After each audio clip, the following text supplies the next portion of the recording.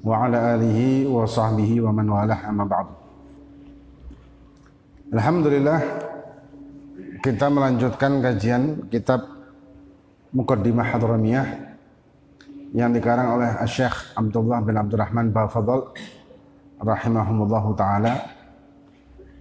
Dan kita sebelumnya sudah membahas tentang masalah tayamum, penyebab tayamum, dan juga cara bertayamum ketika seseorang itu mempunyai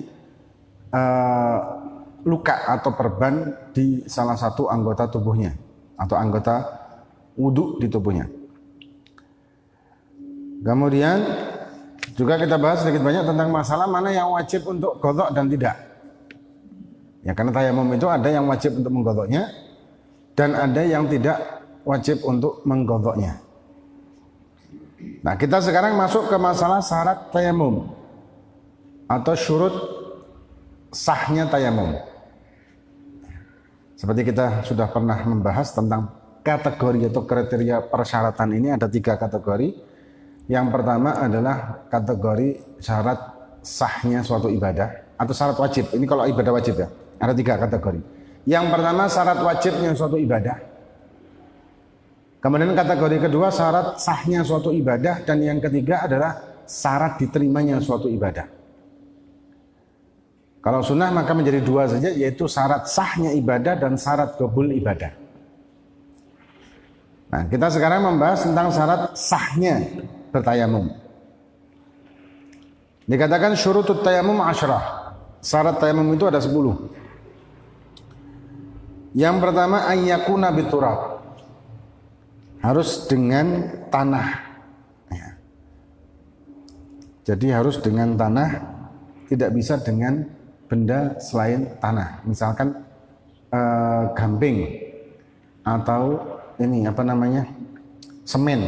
Nah, kan semen dari batu yang dihaluskan, atau bata merah yang sudah dianukan itu, atau kalau tempat rumahnya binatang rayap, ya, tempatnya rayap itu kalau rayapnya rayap tanah, maka bisa dipakai sebetulnya. Cuman kalau kita menghancurkan rumahnya kan itu boleh masuk. Tapi kalau rayapnya rayap kayu, maka rumahnya tidak bisa dipakai, ya, karena itu serbuknya dari serbuk kayu. Tapi kalau tanah, si rayap itu akan bangun rumahnya dari tanah. Ya, intinya dengan tanah. Ini madzhab Syafi'i. Kalau madzhab yang lain boleh dengan yang lain. Fayatayamamu saidan thayyiba. Saidan, kalau madzhab Syafi'i makna saidan ini adalah tanah. Tapi kalau madzhab Malik, semua yang ada di atas bumi ini dinamakan saidan tadi. Seperti batu, tembok, rumah, dinding, kursi, mungkin apa segala macam, apa aja lah pokoknya. Itu madzhab Malik. Tapi kalau madzhab kita Syafi'i enggak, yang dimaksud saidan thayyibah, saidan itu adalah tanah. Thayyibah yang dimaksud ditafsirkan oleh madzhab Syafi'i, maksud thayyibah adalah tahura, suci, mensucikan. Tapi kalau madzhab Malik yang halal. Ya, jadi bukan punyanya orang, bukan ghasab lah. Kemudian yang kedua, ayyakuna tahiran, suci dan mensucikan. Ya, dalam artian tidak sah memakai tanah yang mutanajis. Apakah ada tanah yang najis? Kalau najis tidak ada, mutanajis yang ada. Ini sudah pernah kita bahas ya. Antara najis dengan mutanajis itu berbeda. Najis itu ainun najasah, benda najis. Tapi mutanajis adalah benda yang suci tadinya kemudian menjadi najis karena terkena najis. Maka dinamakan mutanajis. Nah, tanah yang mutanajis ini tidak bisa dipakai untuk bersuci, atau tanah yang habis dipakai untuk atau seperti ini, tanahnya kuburan. Tapi kuburan yang digali lagi. Dalam arti kuburan tersebut bukan sekali ngubur, tapi yunbas, dalam arti sudah sekian lama kemudian tanah itu akan digali kembali untuk dikuburkan orang lain di situ. Nah, tanah yang seperti ini hukumnya mutanajis. Termasuk ketika kita sholat jenazah di atas kuburan, di pemakaman ya, maksudnya di pemakaman. Apakah sah sholat jenazah di pemakaman? Hukumnya sah dengan catatan.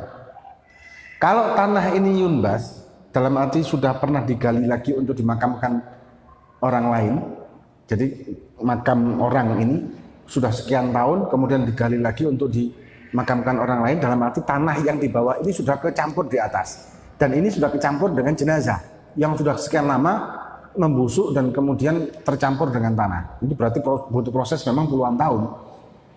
Nah, tanah ini mutanajis kalau kayak gitu. Nah, sholat di atasnya kalau langsung ngodok, apa ngodok ini? Tanpa alas kaki. Kalau tanpa alas kaki, ini tidak sah. Karena dia menginjak sesuatu yang mutanajis. Nah, sahnya dia menginjak sandalnya, ya, atau mungkin kalau pakai alas ya lebih baik lagi. Kalau tidak pakai alas, berarti dengan sandalnya dia, dengan catatan tidak dipakai, tapi diinjak. Jadi tidak diselobok, tidak dimasukkan kaki kita atau jari kaki kita ke, kalau sandal jepit tidak dimasukkan ke sandal jepitnya, kejepitannya itu, tapi didudui di atas. Ya, kayak kelompen atau terompah itu tidak dimasukkan begini, tapi di atasnya diinjak. Nah, ini baru sah. Tapi kalau kita pakai dengan kondisi sandal itu kita pakai, maka tidak sah. Karena sekarang kan lagi musim orang disolati di pemakaman ya. Orang nyolatinya itu di pemakaman, bukan di masjid tapi di pemakaman. Ya, caranya begitu. Sandalnya diinjek, bukan dipakai, tapi diinjek di atasnya. Itu caranya. Kalau enggak sah. Nah, tapi kuburannya kalau enggak yunbas, ya ihtimal, sudah kita anggap itu yunbas untuk ikhtiyat. Ini tidak bisa dipakai juga. Kalau misalkan dipakai untuk tayamum, maka tidak sah. Karena dia akan tercampur dengan bagian dari jenazah yang sudah sekian tahun dan sudah melebur dengan tanah. Kemudian yang ketiga wa an la yakuna musta'malan, dan tidak, tanah itu bukan tanah yang musta'mal. Ya, seperti musta'mal untuk membersihkan najis mughalladhah. Tanah yang habis dipakai untuk membersihkan najis mughalladhah, maka hukumnya musta'mal. Sama dengan air yang dipakai untuk mensucikan najis. Baik itu najis mughalladhah, mutawassithah, mukhaffafah, semuanya dinamakan ma'un musta'mal. Nah, kecuali kalau dia tercampur dengan ainun najasah, maka menjadi mutanajis. Ya, sudah pernah kita bahas juga bab najis. Air yang digunakan untuk menghilangkan najasah hukmiyah, setelah dipakai untuk menghilangkan najasah hukmiyah tersebut, maka hukum air sisanya ini, genangannya ini menjadi mustakmal. Kecuali kalau kita pakai untuk ainun najasah, benda najis. Kalau kita pakai untuk benda najis, maka airnya menjadi mutanajis. Airnya menjadi mutanajis. Kecuali akhirnya itu lebih dari 2 kula, ya tidak masalah kalau lebih dari 2 kula, dengan syarat tidak berubah. Tapi ya mubazir kan, 2 kula itu 217 liter ya, lumayan. Kemudian jadi tidak merupakan tanah yang mustakmal atau dipakai untuk tayamum. Dipakai untuk tayamum sama kayak air. Begitu kita guyur wajah kita dengan air pertama kali, guyuran yang jatuh dari wajah kita ini mustakmal. Ketika tertampung di suatu wadah yang kurang dari 2 kulah, maka air di wadah tersebut seluruhnya menjadi mustakmal. Nah, kalau debu kita pakai tayamum, rontokan debu yang ada di wajah ini jatuh ke wadah tayamum, wadah debu, ya, maka menjadikan mustakmal di debu semuanya itu tadi. Ya. Nah, kemudian ya gampangnya kita apa namanya, tayamumnya itu ya bukan di bawahnya atau bukan di atasnya wadah debu itu. Ya mungkin debunya agak di kanan atau agak di depan gitu, kita tayamum rontokannya ke badan kita sendiri, tidak sampai ke sana. Kemudian wala yukhalitu daqiq wa nahwi, dan tidak tidak tercampur dengan daging tepung atau benda yang lain. Seperti misalkan tercampur dengan gamping, tercampur dengan semen, atau tercampur dengan benda-benda selain debu. Jadi harus memakai debu murni. Nah, dan debunya debu yang kering. Ya, debu murni dan kering. Afdalnya ya debu yang kecil-kecil atau yang tipis-tipis, belduk. Nah, contoh belduk ini juga bisa kita lihat di bawahnya karpet masjid. Itu kan banyak debunya juga. Itu bisa dipakai. Menggunakan debu yang ada di karpet, di bawah karpet masjid itu diperbolehkan. Tapi kalau misalkan di bawah karpet ini ternyata bukan keramik atau bukan semen tapi langsung tanah, maka hukumnya haram memakai tayamum dengan debu yang ada di tanah masjid. Misalkan kalau ini karpet dibuka ternyata langsung tanah, terus kita pakai untuk tayamum, haram.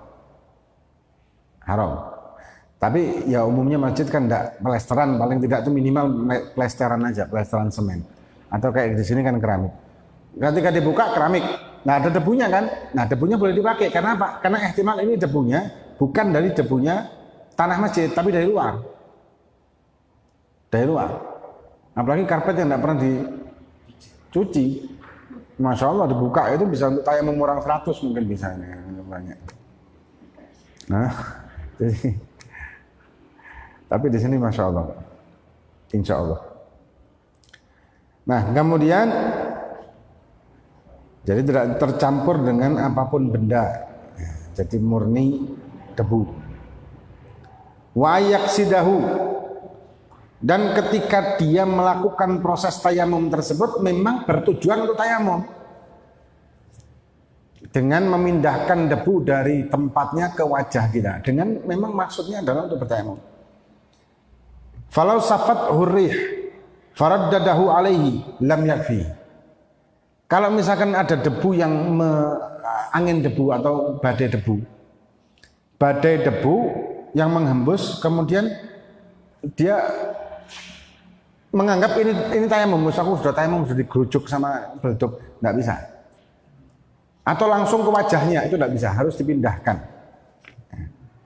Jadi harus dipindahkan, boleh dia begini misalnya, ngambil ini terus kemudian diusapkan ke wajahnya. Karena kalau badai debu, kalau di Indonesia mungkin jarang ya badai debu. Kalau kita waktu di Hadramut itu Masya Allah, badai debunya itu. Jadi pernah kita tahu-tahu gelapnya itu di ujung kan. Orang-orang sudah teriak-teriak suruh kita masuk. Orang teriak-teriak suruh masuk.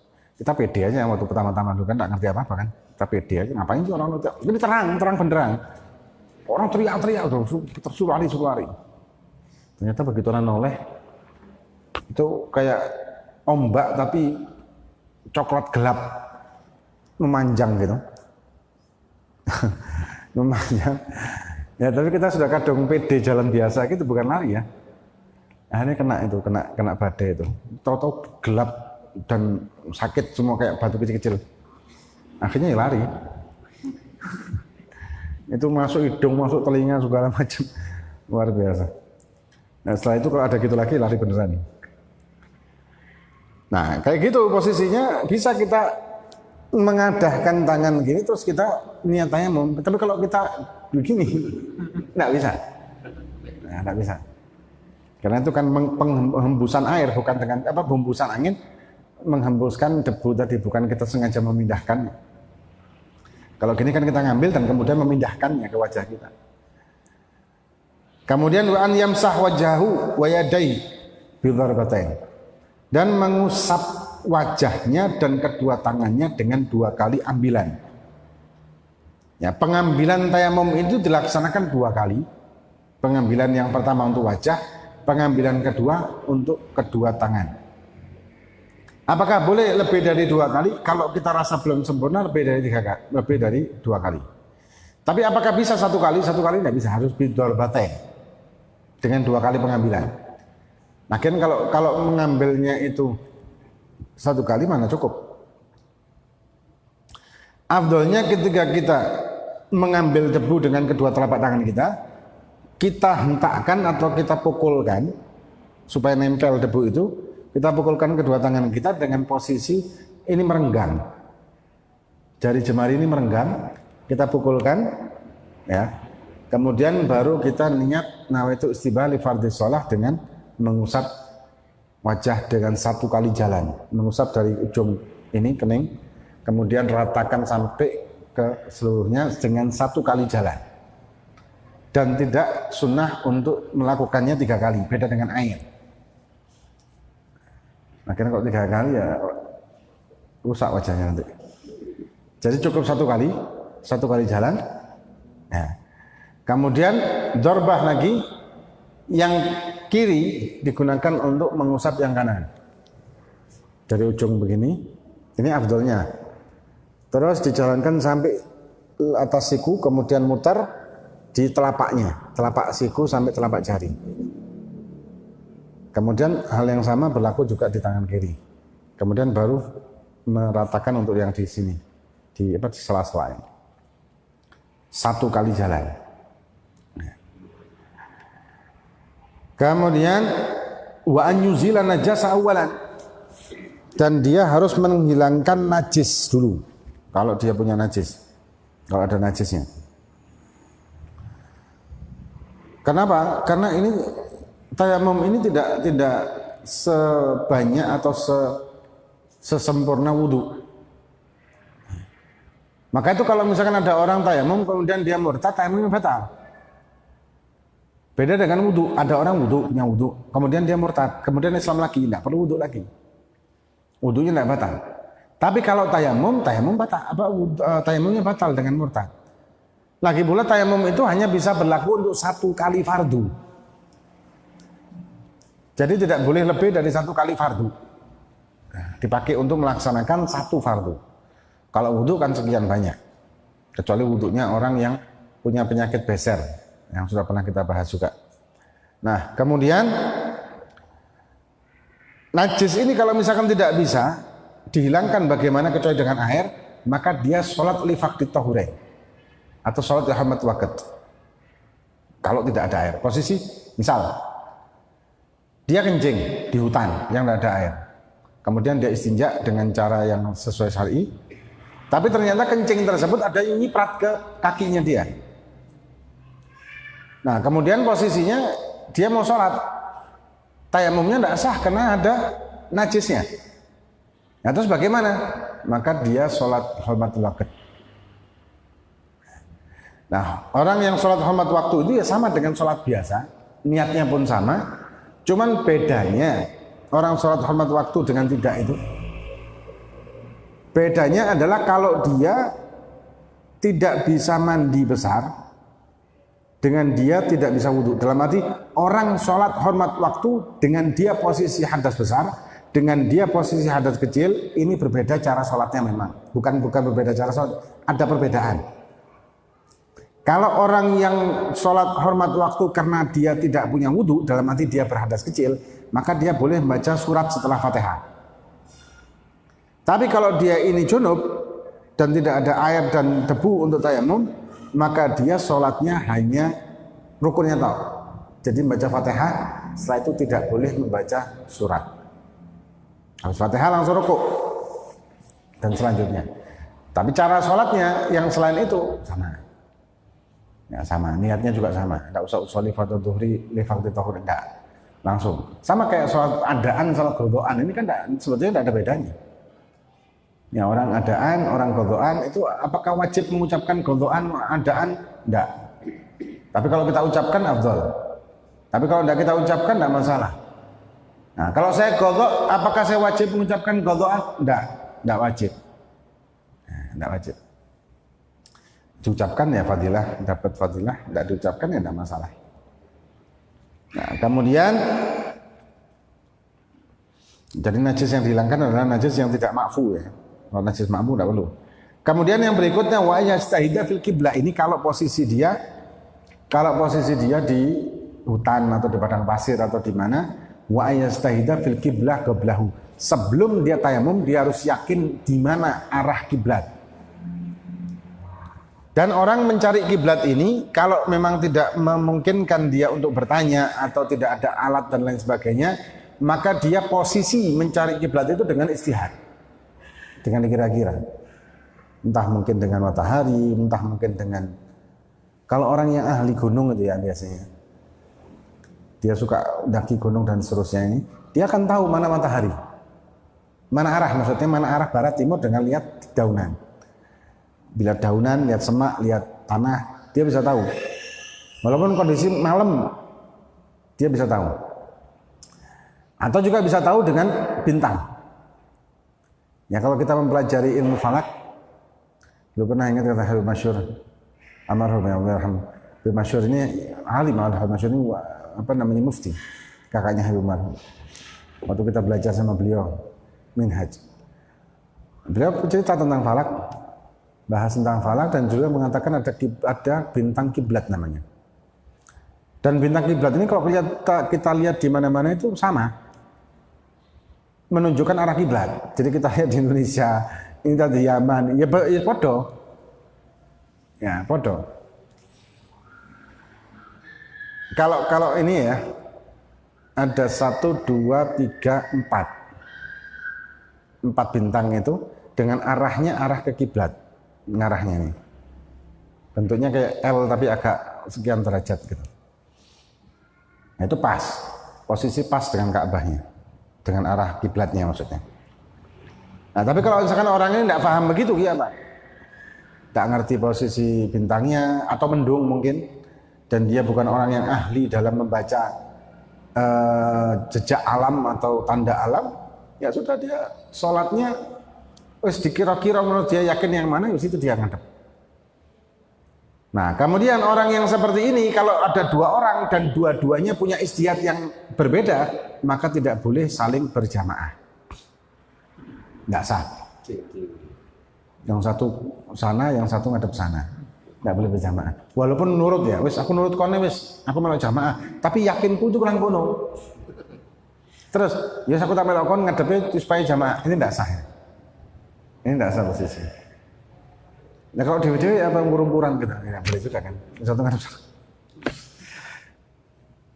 Jadi tidak boleh. Jadi ada beberapa kondisi yang tidak diperbolehkan berjamaah yang itu tadi. Kemudian, jadi harus dia mencari kiblat dulu. Setelah itu baru dia tayamum. Wa ayyaqa ba'da dukhulil waqti. Dan bertayamum itu harus setelah masuk waktu. Masuk waktunya dia untuk melaksanakan sholatnya. Kalau 5 waktu ya setelah azan, setelah masuk waktu. Walaupun dengan dhon. Ya kayak di hutan kita dengan dhon, berarti dengan dhon ini dengan melihat tanda alam tadi. Atau ya kalau di sini pakai sekarang ini kan gampang, ada HP ada ini. Nah kemudian masuk waktu di sini. Ini apa namanya seperti misalkan kita mau sholat jenazah.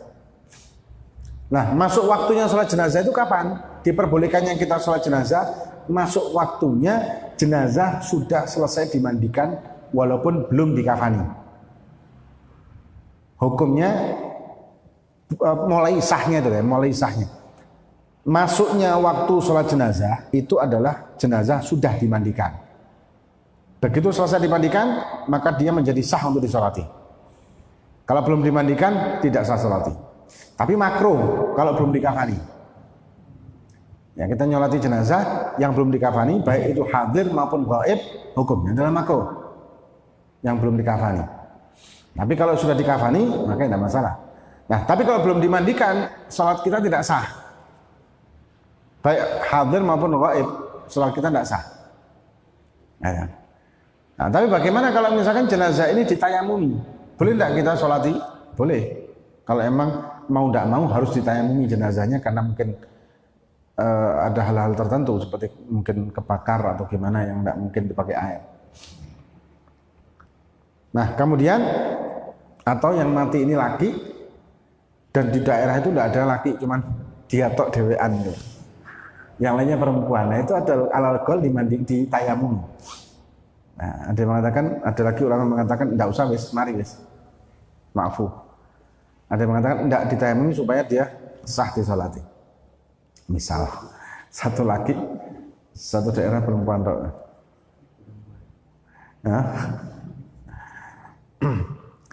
Nah, kemudian wa ayatayamam likuli fardin aini. Fardin ainin. Dan dia tayamum setiap fardu. Maka itu kalau misalkan ada orang dia jamak, ya ada orang jamak apa namanya, takdim, bukan takhir ya, takdim. Dia harus menyediakan di tempat yang gampang dia jangkau debunya itu. Kenapa? Karena jamak takdim itu mempunyai syarat beda dengan jamak takhir.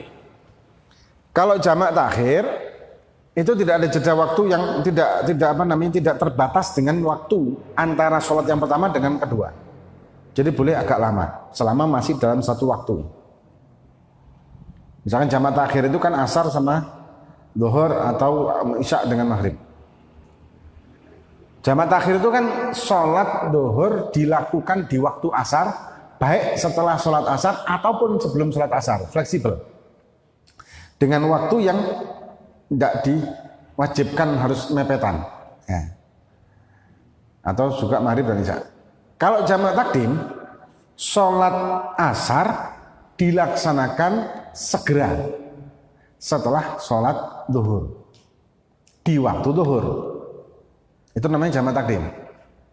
Nah, jeda waktu antara salamnya zuhur dengan takbiratul ihramnya asar itu tidak lebih dari rakataini khafifatain. Rakatan khafifatain kira-kira berapa? Makna khafifatain 2 rakaat khafif. Yang khafif ini maknanya cuma rukunnya tok.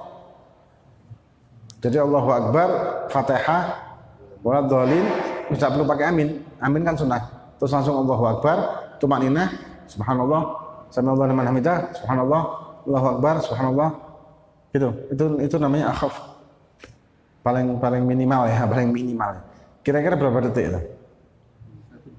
Nah, 1 menit. 1 menit ya? 1 rakaat 1,5 menit. Itu tarawih. Anggap 1 menitan. 1 menit enggak lah, lebih. Ya, anggap 2 menit. 2 menit. Maka setelah dia salam sholat zuhur harus segera tayamum lagi untuk sholat asar. Kemudian takbiratul ihram asar. Kalau jeda waktunya melebihi 2 menit, maka dia sholat asar nanti pada waktunya. Tidak bisa lagi jamak takdim. Ya, maka menyediakan berarti ya, menyediakan tempat. Ditaruh sejarnya gitu. Baik. Kalau setelah lebih dari 2 menit dia tetap sholat asar, tidak sah asarnya. Asarnya tidak sah, dia tetap nanti punya kewajiban asar ketika sudah masuk asar. Asarnya tidak dianggap. Atau kalau dia punya godok, ini otomatis menjadi godoknya dia. Dan tapi nanti waktu azan asar dia tetap wajib sholat. Karena sudah lebih dari sekitar orang sholat 2 rakaat khafifatain. Itu kira-kira 2 menit, kira-kira loh, karena mungkin bisa dihitung nanti. Kira-kira berapa pakai stopwatch gitu. Nah, kira-kira berapa pakai stopwatch? Ini.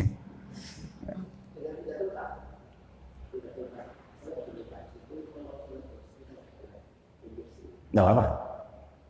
Beda tempat itu tidak masalah. Pokoknya waktu yang menjadi penentu dari sholat jamak takdim ini adalah waktu saja, bukan masalah tempat.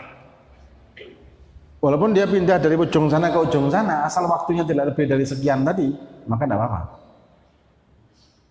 Ya, malah afdal ketika kita sholat itu memang berpindah-pindah. Sholat zuhur selesai, mau sholat asar agak pindah tempat atau lokir gitu mungkin sama jamaah sama imam. Jadi dia jadi makmum, tadinya dia jadi imam.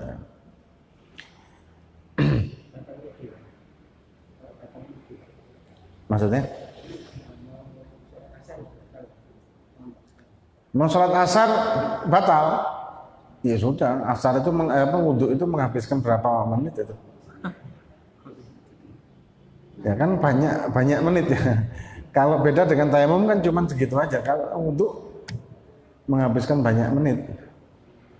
Mungkin orang wudhu itu kalau was-was 5 menit. Kalau tidak was-was mungkin berapa? 3 menit, 4 menit. Hah? Berapa? Berapa menit? Berapa menit? 1 menit selesai. Wih, wudhu apa ini? Anggap 1 menit ya. Perjalanan ke tempat wudhunya. Kecuali dia wudhu, kemudian sholat asarnya di sebelahnya, ya tidak mungkin kan? Sholatnya di jeding, Bang. Hah?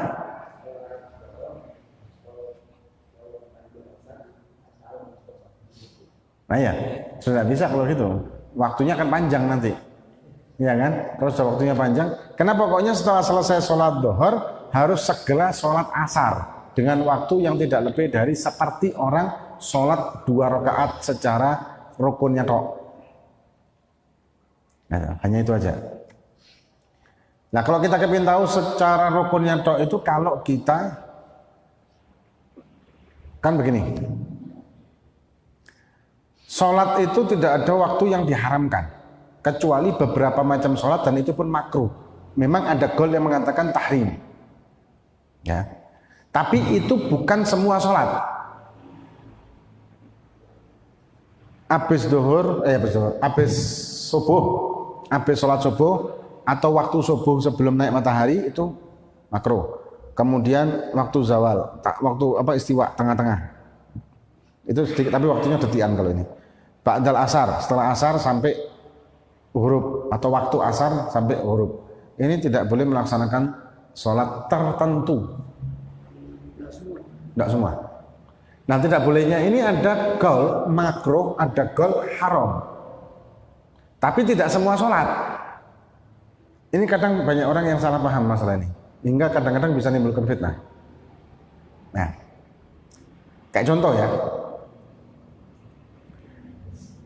Orang sholat subuh berjamaah, tapi dia belum sholat qobliyah.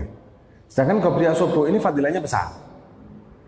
Rakaatul fajr khairun minad dunya wa ma fiha, kata Nabi. Kemudian setelah selesai jamaah, dia mundur ke belakang habis wiritan, dia sholat usolli sunnah qobliyah subhi. Boleh. Selama belum naik matahari boleh dia. Jadi mentakhirkan qobliyah. Ini hukumnya boleh. Baik subuh, qobliyah zuhur, qobliyah asar, bahkan qobliyah asar juga boleh. Tapi ini kan tidak umum. Orang delok lho iki mari sholat jamaah kok mau sholat dewi subuh iki apa iki? Wah, ada yang sesat ini. Karena ada kejadian begitu. Ada kejadian begitu, imam dipecat gara-gara itu. Nah, itu tadi. Jadi tidak semua sholat ya dilarang di waktu yang 5 tadi, ya kan? Hanya ada sholat mutlak yang dilarang itu sholat mutlak. Sholat mutlak itu berarti sholat yang tanpa sabab, sama sholat yang sabab mutaakhir. Kan sholat sunnah itu terbagi menjadi 4. Ada sholat mutlak, sholat sabab mutaakhir, sabab mutaqaddim, sabab mugharin. Di luar rawatib ya. Nah, yang mutlak ini tidak boleh. Mutlak itu tanpa sebab, termasuk sholat tasbih, itu sholat mutlak. Yang kedua sabab mutaakhir. Sabab mutaakhir ini seperti apa? Istikharah, sholat hajat, itu tidak boleh. Kenapa mutaakhir? Kalau tahiyat masjid itu sabab mugharin. Ada yang mengatakan sabab mutaqaddim. Wudu sabab mutaqaddim. Nah. Zafaf, tapi jarang zafaf ya, nggak ono sholat zafaf itu kayak apa zafaf itu? Hah? Apa ada yang ngakuin? Masuk santri ya. Zafaf itu sholat sunat zafaf itu setelah ba'dal akad, ba'da akdun nikah. Jadi sababnya mutaqaddim berarti setelah akad sunnah. Tapi itu langka, itu jarang yang ngakon. Terus gak kober blas wis. Nah, jadi cuma 2 macam sholat itu aja. Nah, sholat qadha itu dilakukan kapanpun, tidak ada masalah. Jadi qadha itu dilakukan di waktu kapanpun, tidak ada masalah. Tidak ada larangan, tidak ada masalah. Bahkan qadha subuh qadha zuhur di waktu malam hari, tidak apa-apa. Boleh. Atau sebaliknya qadha subuh di waktu habis zuhur, boleh. Jadi tidak terikat dengan waktu tertentu kalau qadha. Di mana saja waktunya. Kecuali ada satu waktu yang seluruh sholat dilarang, kecuali satu aja. Apa itu? Bahkan qadha juga dilarang, yaitu ketika khatib sedang berkhutbah Jumat. Ketika khatib sedang berkhutbah Jumat, maka yang datang itu tidak boleh melakukan sholat apapun selain tahiyat masjid tok. Dan dengan syarat khafif, tanpa rukun, tanpa sunnah, hanya rukun, tanpa sunnah. Begitu takbir, Allahu Akbar, sholli sunat tahiyat masjid, Allahu Akbar, langsung Fatihah. Setelah Fatihah, walad dhalin, nggak pakai amin, langsung rukuk. Rukuk, subhanallah, itu dah. Bahkan salamnya itu cuma assalamualaikum, wes. Satu kali. Jadi enggak noleh kanan, noleh kiri. Assalamualaikum warahmatullahi wabarakatuh, gitu kan? Ini kan sunnah. Hah? Apa? Tasawufnya yang minimal. Tahiyat mubarakatuh shalawat thayyibatullah, assalamualaikum warahmatullahi wabarakatuh, assalamualaikum warahmatullahi wabarakatuh, asyhadu an la ilaha illallah, asyhadu anna muhammadar rasulullah, Allahumma shalli ala sayyidina Muhammad. Bis langsung. Salam, assalamualaikum. Nah, itu namanya khafifatain. Itu namanya khafifatain itu. Kenapa? Sebenarnya bukan dipercepat, tapi ya dipercepat dan tidak melakukan sunnahnya, hanya rukunnya toh. Karena posisinya afdol seseorang itu untuk mendengarkan khutbah. Afdolnya. Tapi itu berlaku bagi yang berhak untuk sholat tahiyat masjid. Nah, kalau misalkan tekoni kari terus di alun-alun ya tahiyat alun-alun. Afdal mana antara kita nggak sholat tahiyatul masjid sama sholat? Afdalnya sholat. Kalau posisi kita memang datang terlambat. Tapi umumnya kalau di Indonesia kalau datang terlambat Jumatan dapatnya di trotoar. Kalau di trotoar otomatis tidak ada sholat trotoar. Tahiyat trotoar. Biasanya kan begitu. Itu kalau posisi kita terlambat tapi bisa masuk ke masjid. Itu maka afdol sebelum duduk sunnah tahiyat masjid walaupun khatib sedang berkhutbah tapi dengan rukunnya tok, tanpa sunnahnya. Kenapa? Harus di masjid, harus di area masjid, di dalam masjid. Kalau di sahahnya atau di halamannya di luar atau apa tidak bisa. Pokoknya harus di masjid. Karena syarat tahiyat masjid kan harus di masjid. Ada lagi mau nanya?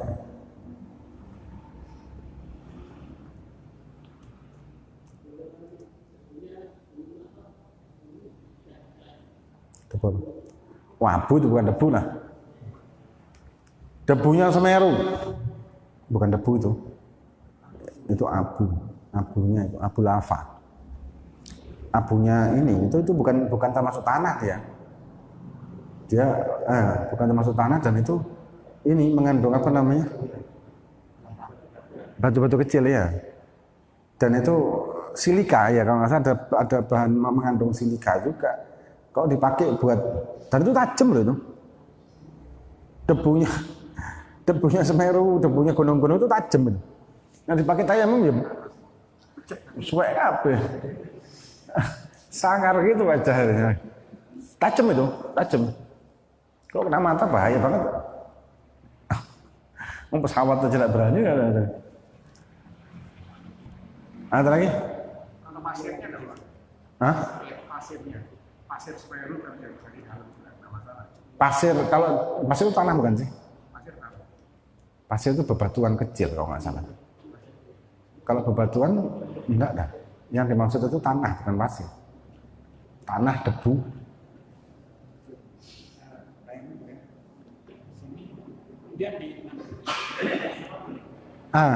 Kalau misalkan dia habis ngambil di sini, ya, terus dia usapkan lagi, boleh dia ngambil yang sama. Kenapa? Karena di sini kan belum terpakai untuk menghilangkan belum dipakai untuk bertayamum. Tapi kemudian ketika dia mengusap tangannya terus kurang, kemudian dia masukkan lagi, ya ini jadinya lain lagi. Karena ketika dia memukulkan yang kedua, ini kan sudah menjadi tayamum yang kanan ini. Tapi yang pertama tadi kan kayak air ya. Ketika kita mengambil air untuk wajah, ini kan tidak menghilangkan hadas di tangan, karena bukan waktunya. Nah, tapi yang kedua kali ini hadas tangan, kecuali kita niat ikhtiraf, niat ikhtiraf. Tapi menurut ulama seperti di kitab Bughya, ikhtiraf itu sudah usah dibahas. Kenapa membingungkan? Harusnya ada niat ikhtiraf, tapi tidak apa-apalah maafu. Sebabnya membingungkan ikhtiraf itu. Jadi kita niat ikhtirafnya itu harus betul-betul sebelum memasukkan kedua tangan ke air. Kalau telat maka jadi mustakmal nanti airnya. Kalau enggak maka jadi sebaripat gitu loh. Sama kayak ini, aslinya madzhab Syafi'iyah, aslinya niat khuruj minas shalah itu termasuk rukun dari salat setelah dia berbarengan dengan salam. Niat khuruj minas shalah berbarengan dengan salam. Itu aslinya rukun. Cuman oleh ulama-ulama mutakhirin ini dihilangkan karena membingungkan. Karena harus berbarengan dengan salam. Kalau misalkan dia belum mengucapkan di dalam hati niat keluar dari sholat tapi sudah salam duluan, maka batal sholatnya. Tapi kalau dia sudah mengucapkan di dalam hati keluar dari sholat sebelum salam, batal juga sholatnya. Serba repot, harus pas barengan, kan ribet. Nah, jadi cuma dipermudah dengan dihilangkan ini. Jadi sama kayak takbiratul ihram. Begitu Allah lisan mengucapkan takbir, hati mengucapkan usolli fardhol ini. Aslinya itu. Tapi banyak orang yang tidak mampu. Maka ketika tidak mampu ada alternatif oleh Imam Nawawi. Yaitu apa? Sebelum takbiratul ihram istihdhar dengan lisan dan hati mengucapkan, kemudian langsung segera takbir. Itu sah. Ikhtarun Nawawi, ikhtarnya Imam Nawawi. Karena ada beberapa hal di dalam fikih ini memang kalau misalkan diterapkan secara awam akan membingungkan dan merepotkan. Seperti itu. Bukan berarti kita menenteng syariat, enggak ya. Tapi ini ya itulah keindahannya ulama. Keindahannya ilmu yang dimiliki oleh para ulama. Ya, mereka memperhatikan betul, bukan mereka ini menyajikan atau memberikan kepada kita ilmu dengan melihat kondisi mereka, tapi melihat kondisi kita, ya, kemampuan kita. Kalau mereka beliau-beliaunya sudah tidak perlu lagi, beliau-beliau sudah masya Allah. Tapi beliau-beliau memberikan fatwa kepada kita, fatwa-fatwa yang berlakunya itu bukan bagi mereka, tapi berlakunya bagi kita dengan kapasitas kita, bukan kapasitas beliau. Kalau beliau-beliaunya berfatwa kapasitas beliau, setengah mati kita.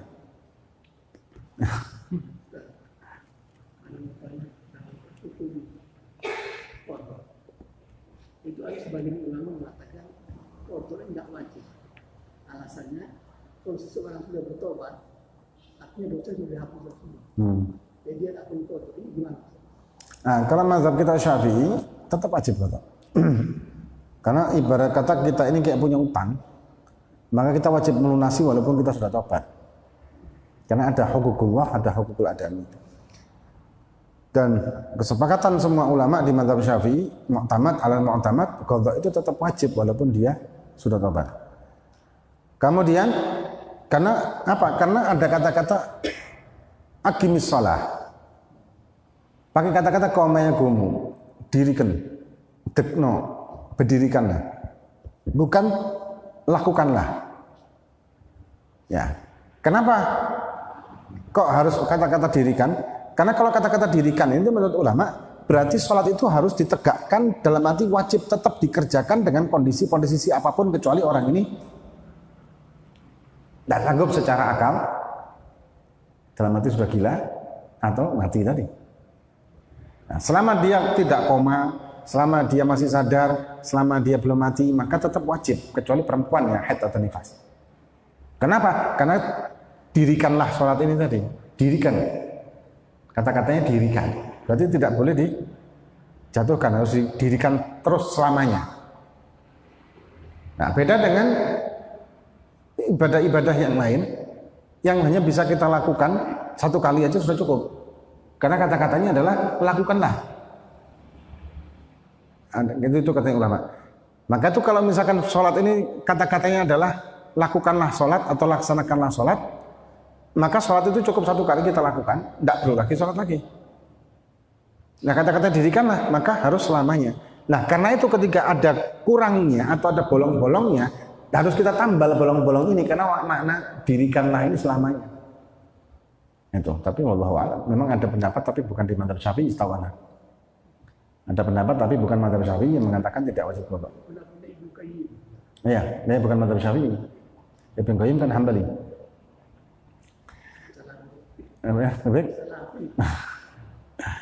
Nah, terus pertanyaan yang sering terjadi, yang sering diajukan itu masalah qada. Terus ya apa cara ngitungnya? Anak dulu pernah nggak sholat itu waktu SMA, kapan? 40 tahun yang lalu misalkan. Waduh, ya angel kan ngitungnya. Gimana cara ngitungnya? Ya kira-kira. Dikira-kira kalau itu. Terus dikira-kira kita punya patokan, ya sini aja dicicil. Patokan itu. Dan bisa, dan fleksibel sih sebetulnya. Bisa kita ikut jamaah. Misalkan ada sholat jamaah maghrib di sini. Saya itu kan biasa kan di masjid-masjid itu habis sholat jamaah utama, selesai nanti kan ada jamaah tambahan, orang-orang yang baru datang atau apa bikin jamaah sendiri. Nah itu kita ikut lagi, maka kita dapat pahala double, pahala jamaah juga di samping pahala qada. Kemudian malam hari ketika kita bangun malam, kita qada, pahalanya malah pahala tahajud, karena tahajud itu bukan nama sholat. Aslinya usolli sunat tahajud itu kan tidak ada.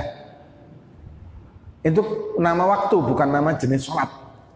Nah, tapi kalau kita mengucapkan usolli sunat tahajud sebetulnya sah juga sih. Tapi jadi sholat sunnah mutlak. Cuman yang dinamakan tahajud adalah waktu. Apapun yang kita lakukan dalam hal ibadah di waktu tahajud, maka pahalanya pahala tahajud. Termasuk qada. Kita laksanakan qada 5 kali ya, 17 rakaat, subuh, zuhur, asar sampai isya di waktu malam tahajud itu, maka kita mendapatkan pahala qada yang tahajud. Otomatis lebih banyak pahalanya. Benar.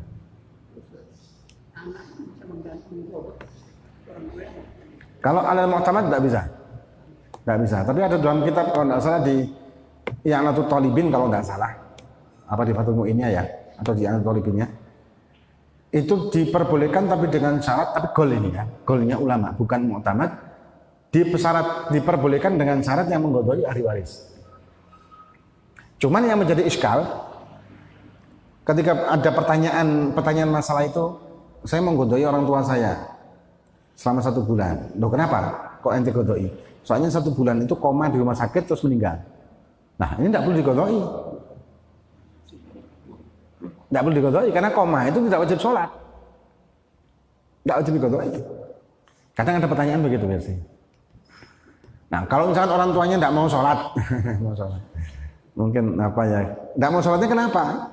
Malas. Bagaimana? Yang ngambil gol ini boleh atau ya tidak, kalau mutamad tidak boleh. Nah, tapi kalau orang tuanya tidak sholat itu karena sakit koma, ya maafu, karena tidak wajib. Atau ya mohon maaf misalkan pikun, Alzheimer, pikun, maafu, tidak wajib sholat pikun. Nah, Terus foto yang terus-menerus karena unsur kesengajaan itu sah. maksudnya gimana? Misalnya kalau subuh terlambat terus, itu sah nggak foto? Sah. Ya sah. Walaupun sengaja. Wah. Terus-menerus. Sengaja dia tidak bangun subuh. Sengaja tidak bangun subuh. Wes aku tak sholat jam 8 ngantuk lek saiki iki. Bendino seperti itu. Bagaimana hukum sholatnya? Sah, tapi dosa. Jadi memang sah tapi dosa. Sekarang anak-anak muda ini biasa kan dia melawat Ustaz. Ambil dosa. Sah tapi dosa. Saya. Sah. Godok itu tetap sah, tapi perkara dosa apa tidaknya kan godok itu ada dua macam. Godok fauri sama tarakhi. Kalau fauri ini berarti dosa ini orang. Tapi kalau tarakhi, enggak. Tarakhi ini kayak lupa, ketiduran, dan tidurnya juga ada syaratnya. Orang kalau ketidurannya sebelum masuk waktu dia sudah tidur, dan dia yakin bisa bangun ketika waktu sholat, ternyata kebablasan, maka tidak dosa dia, tapi wajib godok dan godoknya tarakhi. Tapi ketika dia yakin aku turu jam ini pasti bablas dan dia tetap tidur, hukumnya haram ketika dia terlambat sholat. Tapi kalau dia tidurnya setelah masuk waktu dan dia sengaja tidak sholat, belum sholat dia tidur setelah masuk waktu dengan keyakinan kok saat durungnya entek waktu aku setangi kok ternyata bablas, tetap haram. Jadi macamnya tidur seperti dalam masalah haram dan tidaknya kebablasan sholat karena tidur ada 3 macam itu tadi.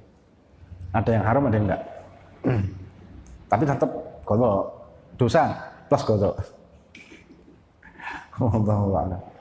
Dan ini pengumuman. Insya Allah besok seperti biasa Ahad Pon di pondok pembukaan. Setelah sekian lama libur, berbulan-bulan libur ya. Setelah berbulan-bulan libur, insya Allah besok pembukaan Ahad Ponan kita di pondok Ba'dal Asar kayak biasanya. Dan pengumuman juga untuk Masjid Al-Huda, insya Allah menerima kurban. Seperti biasa kita kurban di sini itu tanggal 11 Dzulhijjah. Nah, kalau bagi yang mau kurban bisa menghubungi Al-Akh Mahdi atau takmir yang lain. Dengan catatan ngasih binatang kurbannya itu jangan lebih dari jam 10 pagi. Kadang-kadang ngasihnya terakhir gitu repot nanti. Wallahu a'lam. Dan juga Id ya. Ada salat Id. Baik. Salat Id. Id dan Idul Adha. Insyaallah ada di sini Idul Adha. Jamnya jam 6:30 pagi. Baik. Jam 6. Jam 6 pagi sholat Id. Harinya Id. Wallahu a'lam. Amin.